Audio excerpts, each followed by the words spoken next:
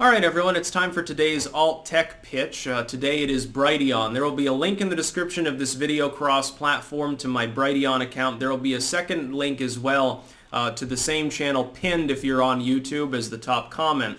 Brighteon's a site in which already, and I know this site is smaller than BitChute Library, so keep that in mind, but it is highly functional. I do enjoy it, and I've put some exclusive content already there, so if you like exclusives, you definitely want to sign on board.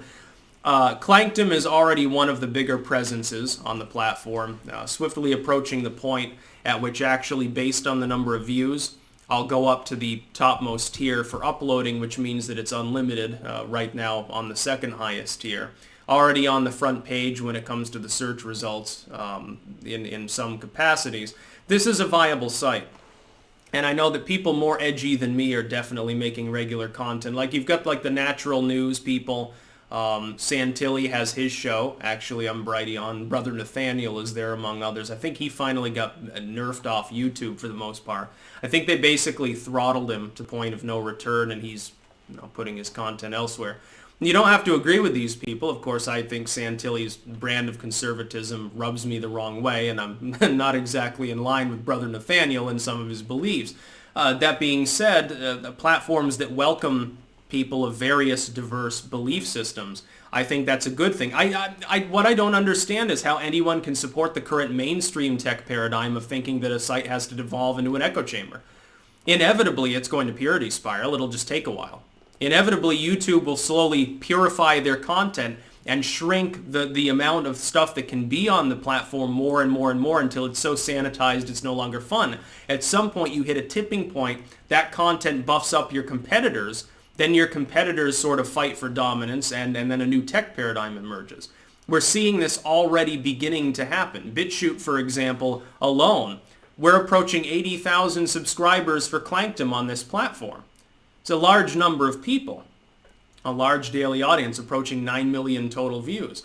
On Brighteon, one of the largest channels, same with Library and Daily Motion. It's obvious, the future is going to belong to people who branch out more. I've been encouraging other creators to do this for years. I've even had people say, well, why are you telling your competitors how to succeed? They're not competitors. You compete for time usage on these platforms. I don't need to compete with people on a platform that has basically inexhaustible amounts of growth for the next half decade at least, based on the fact that they're smaller.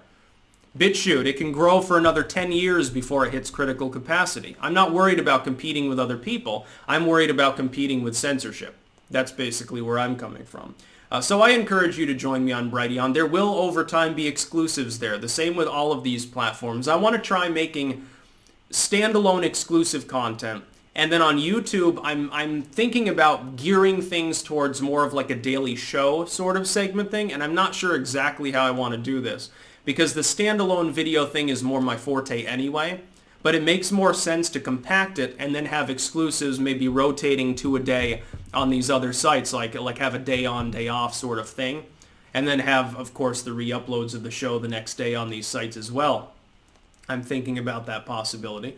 The fact is that at this point, sites like Brighteon or BitChute or whatever, they're competitive sites. They're viable sites. They've been around long enough so that they would have gone belly up if they weren't. And I encourage more and more people to use them. Same with Minds, Gab, all these other services. You don't even have to agree with the people who run the sites. I don't agree with much of what Torba says on Twitter, certainly. But it's still a valuable service, especially with Dissenter. I think it's a good time. We're heading into the 20s, it's time to kick the old paradigm aside and have a new one. It's time to embrace the future and live in the current year, as certain comedians, so-called, would say. It's the current year! Why don't you have a Brighteon channel? Why aren't you on BitChute? Why didn't you abandon Facebook for Minds.com? Why the hell haven't you done these things? Do you want to be a barbarian, Neanderthal living in the past? It's what we hear all the time. Fact is that some of their leftist echo chambers have begun to die, so eventually they'll have to find new sites too. Hopefully, you're welcome on these sites too. You can make content on these evil, supposedly alt-right, far-right extremist sites, none of which actually are. You can do that. You're free to do exactly what you want. That's the glory that is alt-tech. That's about all. Peace out.